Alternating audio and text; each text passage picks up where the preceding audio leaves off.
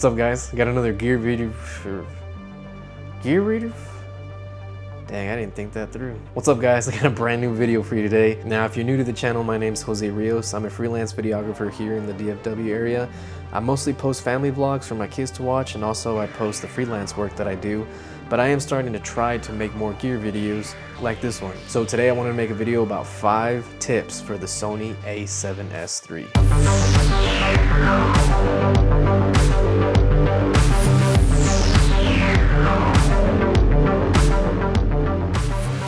Now, normally I would be filming this with my B cam so I could hold my A7S III, but I did lend the B cam to another videographer for him to use as a B cam, so I'm gonna be filming with the A7S III and try to use my phone for some B-roll. I mean, I got the new iPhone 13 Pro, so that cinematic mode should be good. I don't know, we'll see how it looks. If the B-roll's garbage, that's why. All right, guys, tip number 1 is gonna be proxies. As you may or may not know, this camera can record proxies in camera. So if you're tired of waiting hours and hours and hours of your editor creating proxies for you, you can actually shorten that down to just 10 minutes tops. Well, actually, I shouldn't make that claim. You can shorten it down to a pretty good amount. So the way it works is I'll do a picture-in-picture here. You create the proxies in camera. I myself choose the 1080p 420 option. And then it records it in the SD card. So you do lose some time. Like, let's say, for example, your SD card says you can record 4 hours. When you make that selection, you're actually recording maybe 3 hours and 45 minutes. So it takes 15 to 20 minutes out of your record time. But whenever you take it into your editor, you can link them. Now, I don't know how to link them in a batch, and maybe if somebody does, you can let me know. So I have to link them individually. However, a bonus tip is that most editors, you can customize a keyboard function. So I put like the letter P, for example. That brings up the window to link a proxy, and I just like double click on the one I want to do, and then hit P, double click P, double click. I do that for, like, let's say on average, like let's say a wedding, right? I have like maybe 60 to 70 clips for a wedding. I can usually link those individually between 10 to 15 minutes versus before on like a project that was like 400 gigabytes, I would be between 4 to 5 hours. And you can't even do anything while that's making proxies.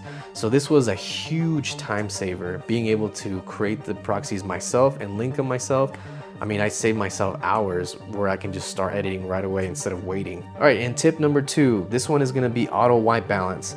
Now, I know some of the old heads, what am I? It's fucking Gen Z person. So I know some of the more seasoned videographers will always tell you not to use auto white balance, and I get it. I respect that. You know, they've been in the field for a long time, and the technology they used back then, it was the best back then. The only experience, I've been doing this professionally about 3 years now. The only experience I've had was with these newer cameras. Now, these newer cameras, the auto white balance is pretty good. So this is actually a 2-part for this to work right, and the way I do it in my workflow. So the A7S III has a new feature called shockless white balance. You're able to choose how fast or how slow your white balance changes. What I do is set it to fast, and I also set a custom button to lock the white balance. That's the only thing you gotta watch out for though. If you lock it, it won't change if you move to a different room, so you have to pay attention to the screen. If you notice it's going a little bit more yellow or a little bit more blue, just unlock it. It takes like maybe 2 seconds. Like, it's really quick. For the camera to correct white balance, lock it again, and that's it. I mean, doing that has saved me a lot in post-edit, because sometimes I don't nail white balance myself. In fact, I'm still learning the Kelvin values. So I'd rather the camera just do that work for me, because it does a better job than I can in guessing the Kelvin value. Lock it, and then boom, you're good. Just remember to unlock it if you move to a different room with different lighting. All right, tip number 3 is gonna be baking in a look to your S-Log or HLG profiles. Now, this one's a little bit more geared towards people who don't know how to color grade S-Log, or maybe you're having trouble with it, or you don't know how to nail the exposure, or maybe you just want a fast turnaround. That's the reason why people you shoot in standard, or maybe shoot in S-Cinetone. You know, they look great out of camera, but let's face it, that's not the best dynamic range you could be getting in the camera. I get that the best dynamic range is S-Log, but you have to work for it, right? Well, maybe not. You can bake in a look to it. So what I do is I add black level and I add saturation to the picture profile. I'll do another little picture-in-picture here to show you how to do that. Now this one, there's not really a magic number. There's not any values that anybody could tell you that'll make it look good.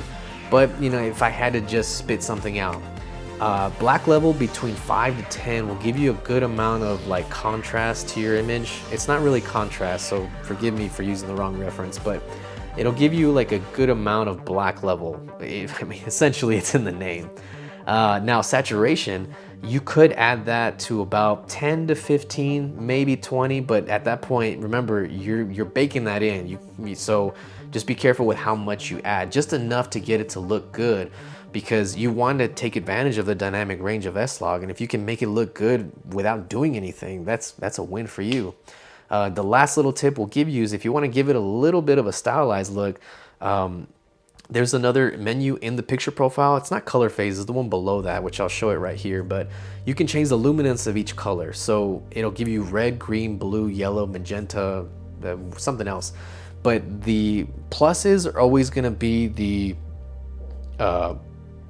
lighters, I think, and the negatives are gonna be the darkers. You mess with it and you'll see. But you can basically change and give it a look. I normally will do on reds like +2, +1, and everything else around -1, +1. You could see it change real time if you point the camera towards the color that you're on, so you can kind of test it out. But anyway, that's something that you can do. I know a lot of people will advise that you just leave it basic, and that's great if you plan to edit it later. If you're looking for just a quick turnaround time, I think it's great if you just use S-Log and change black level, change saturation versus just using S-Cinetone. All right, tip number 4 is gonna be audio. I'm gonna keep this one short because I don't really know the information myself. I'm gonna link the video to the guy that I saw talk about it so you can get more information from it.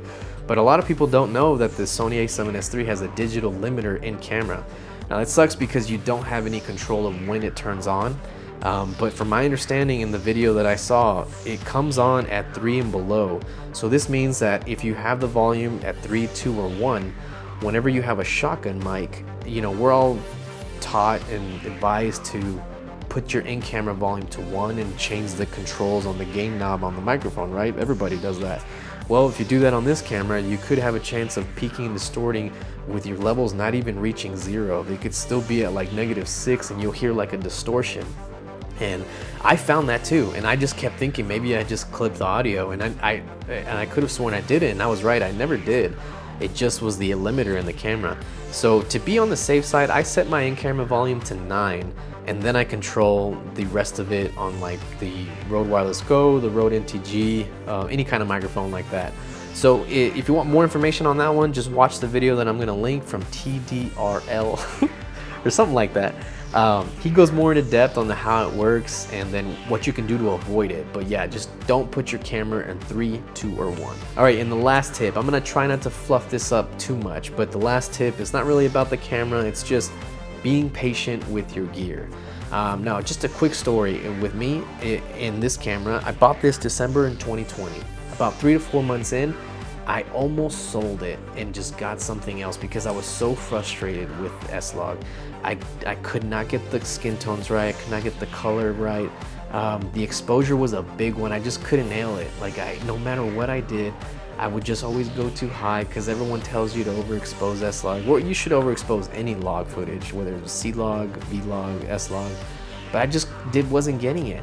But you know, I decided to stick with it and be patient, but I guess the real lesson here is that I put in work.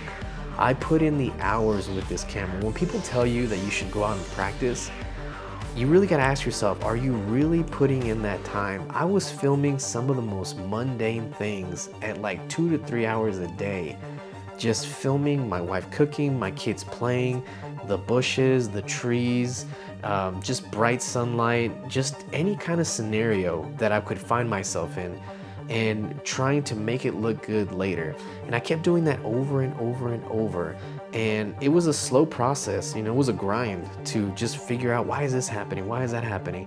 And you know, in most cases, people will probably tell you that if you pay for a course from somebody, You could learn that information a lot faster versus learning it on your own. And that probably could have been true in my case. A lot of the stuff I know now, I learned through a ton of trial and error. I mean, that's really what it is trial and error. And you probably could pay for courses where you can skip that and just have somebody tell you. But you know, I'm more of a hands-on person, but I put in hours. I feel like just now, a year later, I'm finally producing work with great color.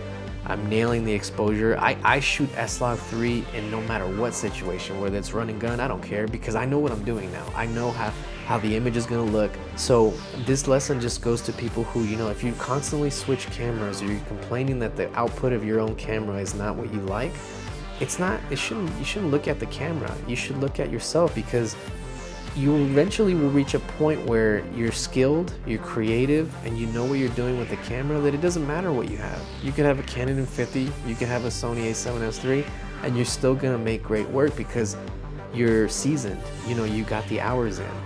And that's what you gotta ask yourself. Do you have enough hours? Do you have enough hours invested in yourself and in practicing? So just be patient with the camera. If you're not that great at S-Log, be patient. Just keep shooting S-Log. Keep doing it and keep putting it in your computer, keep editing it, and you'll get better. No matter what camera you have, you'll get better. So just be patient, and that's really it. I don't really have a lot to do with the A7S III, but thought I should say it. But that's it, man. If you have any questions about anything that I said, maybe I moved too fast, I understand. I didn't want to keep the video too long, so just ask me in the comments. I'll be more than happy to help out. Now, I'm gonna make more gear videos in the near future. Another one that's like a general purpose one that I have in mind is gimbal movements. I know that some people have trouble with gimbal movements as far as jerking and whatnot.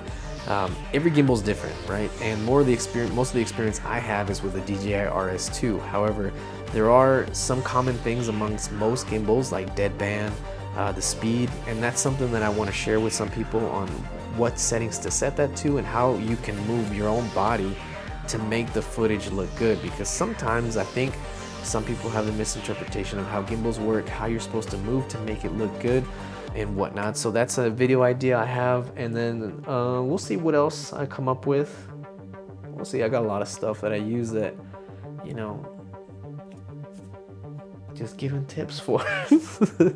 Hey man, thank you so much for watching. If this video helped you at all, give it a like and make sure to subscribe so you can learn more stuff about the Sony A7S III, the Sony A7 III, and the Sony A7 IV. Hopefully, if I get that anytime soon. See y'all later, man.